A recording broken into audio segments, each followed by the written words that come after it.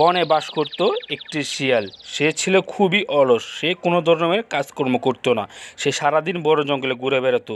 এই নিয়ে তার স্ত্রীর সাথে তার প্রায়ই ঝগড়া হতো, কেননা তারা সারাদিন উপবাস থাকতো। কিন্তু তা নিয়ে শিয়ালটির কোনো মাথা ব্যথা ছিল না। সে সারাদিন বড় জঙ্গলে ঘুরে বেড়াতো। এই নিয়ে সে বেজায় আনন্দ এবং খুশি থাকতো। তবে শিয়ালটির একটি ভালো বন্ধু ছিল, সেটি ছিল কাক। সে ওই কাকটিকে সারাদিন তার পিঠে বসিয়ে নানা রকমের গল্পগুজব করতো। যেমন সে একদিন এই বনের রাজা হবে, এইসব নিয়ে তারা গল্প করতো এই সারাদিন ওই কাকটিকে তার পিঠে বসিয়ে। রাতের বেলায় তার স্ত্রী কান্না করতে থাকে এবং তাকে বলতে থাকে যে, তুমি যা শুরু করেছো না, মনে হচ্ছে না তোমার সাথে আর আমার বেশি দিন থাকা হবে। তুমি দিন দিন যেভাবে কাজকর্ম ছেড়ে দিয়ে সারাদিন বন জঙ্গলে ঘুরে বেড়াচ্ছ, এভাবে চলতে থাকলে একসময় আমি না খেয়ে মারা যাবো। তোমার কি কোনো বুদ্ধিজ্ঞান হবে না? তুমি সারাদিন শুধু বন জঙ্গলে ঘুরো, আমার প্রতি একটু চিন্তা করতে পারো নাকি? পরের দিন সকালবেলায় শিয়ালটি নদীর সামনে এসে শপথ করতে থাকে যে আজকে থেকে সে ভালো হয়ে যাবে। সে আজকে থেকে কোনো ধরনের খারাপ কাজ করবে না এবং বন জঙ্গলে ঘোরাফেরা করবে না। এমনকি তার বনে যত ধরনের বন্ধু রয়েছে তাদের সাথেও মিশবে না। সে আজকে থেকে ভালো হয়ে চলবে এবং পরিবারের দায়িত্ব নেবে।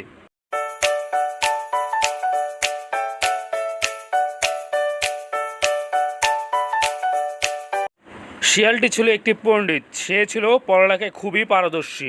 তো সে পড়ালেখা করার জন্য নানা ধরনের ছাত্রী বা ছাত্র খুঁজে থাকে, যাদেরকে সে টিউশনে পড়িয়ে টাকা ইনকাম করতে পারবে এবং তা দিয়ে তার পরিবার চালাতে পারবে।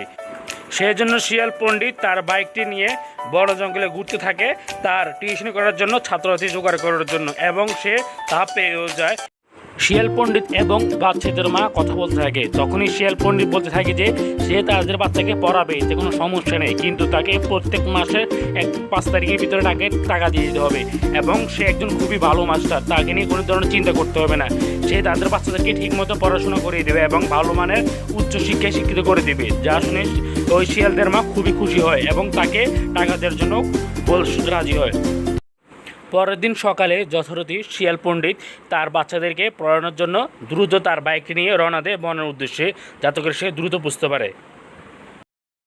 প্রথম দিন হওয়াতে শিয়াল পণ্ডিত ওই বাচ্চাদেরকে সর্বপ্রথম তার নাম বলে এবং তার বাসা কোথায় এবং সে কীভাবে পড়ালেখা করেছে সেসব বলে। পরবর্তীতে সে তার ওই বাচ্চাদের নাম জিজ্ঞাসা করে এবং তাদের সবাই কী অবস্থা আছে, ভালো আছে কিনা, এগুলো জিজ্ঞাসা করে। প্রথম দিন হওয়াতে শিয়াল পণ্ডিত তাদের সবাইকে বলতে থাকে যে আজকে সে পড়াবে না, আজকে পড়ালেখা নিয়ে বা জীবনে পড়ালেখার কী কতটুকু গুরুত্ব রয়েছে তা নিয়ে তাদেরকে ধারণা দিবে এবং জীবনে চলাফেরার ক্ষেত্রে কীভাবে মানুষের সাথে সম্মান আদব ব্যবহার করতে হবে তা শিক্ষা দিবে।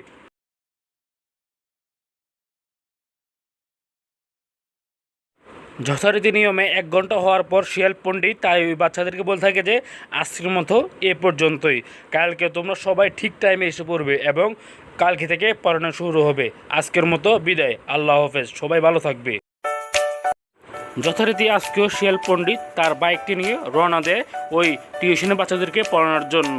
তাই সে দ্রুত দেরি না করে রওনা দিয়ে দেয়।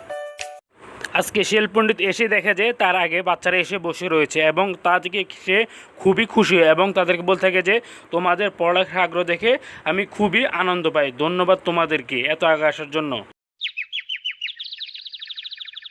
তো আজকে শিয়াল পণ্ডিত বাচ্চাদের পড়ে থাকে যে বন জঙ্গল সম্পর্কে ধারণা নিয়ে। তো সে বলতে থাকে যে বনের রাজা হচ্ছে গিয়ে সিংহ এবং সে খুবই ভয়ঙ্কর এবং হিংস্র প্রাণী, তার থেকে দূরে দূরে থাকতে হবে সবসময়। এসব নিয়ে বাচ্চাদের ধারণা দিয়ে থাকে। তাছাড়াও সে বাচ্চাদেরকে নানা ধরনের প্রাণী সম্পর্কে, যেমন বাঘ, হাতি, মহিষ ইত্যাদি নানা ধরনের সম্পর্কে জ্ঞান দিয়ে থাকে এবং কে হিংস্র এবং কে ভালো এবং এইসব নিয়ে তাদেরকে সাধারণ জ্ঞান হিসেবে ধারণা দিয়ে থাকে তাদেরকে নিয়ে।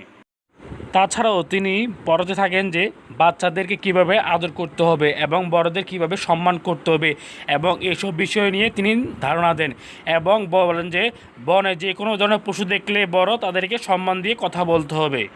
এছাড়াও তিনি বাচ্চাদের আরও শিক্ষা দেন যে এবং বলেন যে তুমি যত শক্তিশালী হও না কেন, এ বলে তুমি দুর্বলদের কখনো আঘাত করবে না, এমনকি তুমি দুর্বল হলেও কখনো তুমি ভেঙে পড়বে না, সবসময় কষ্ট করবে এবং বড়দের সবসময় সম্মান করবে এবং হ্যাঁ, সবসময় ভালো কাজে নিজের মেধা খাটাবে, খারাপ কাজ এবং খারাপ বন্ধুর সাথে কখনোই মিশবে না।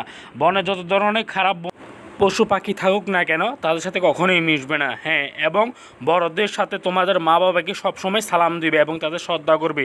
মনে করো না তারা বৃদ্ধ হয়ে গেলে তাদেরকে অবহেলা করে তাদেরকে ফেলে দেবে, কিন্তু সবসময় এটা মনে রাখবে যে তোমাদের বাপ মা তোমাদের ছোটোবেলায় লালন পালন করেছে, এই জন্য তোমরা সবসময় তাদেরকে খেয়াল রাখবে এবং যত্ন আত্তি করবে। তাছাড়াও তোমার আশেপাশে তোমার যারা প্রতিবেশী হিসেবে থাকবে তাদের প্রতিও দেখাশোনা করবে। যখনই দেখবে তাদের বিপদ রয়েছে দ্রুত এগিয়ে গিয়ে তাদেরকে সাহায্য করবে, এবং যখনই দেখবে তাদের ভালো সময় এসেছে তখনই তাদের থেকে দূরে দূরে থাকবে। সবসময় মনে রাখবে বিপদে মানুষ আপনজন পায়। ঠিক সবসময় মনে রাখবে যে মানুষ সে সবসময় ভালো ফল পায় এবং আল্লাহ তাআলা তাকে সবসময় সাহায্য করে। হ্যাঁ, এবং সবসময় ভালো জিনিসের প্রতি লক্ষ্য রাখবা, যাতে করে খারাপ মানুষ বা খারাপ কিছু তোমাকে টাচ না করতে পারে এবং তোমার বাপ মাকে খারাপ কিছু বলে গালিগালাজ করতে না পারে।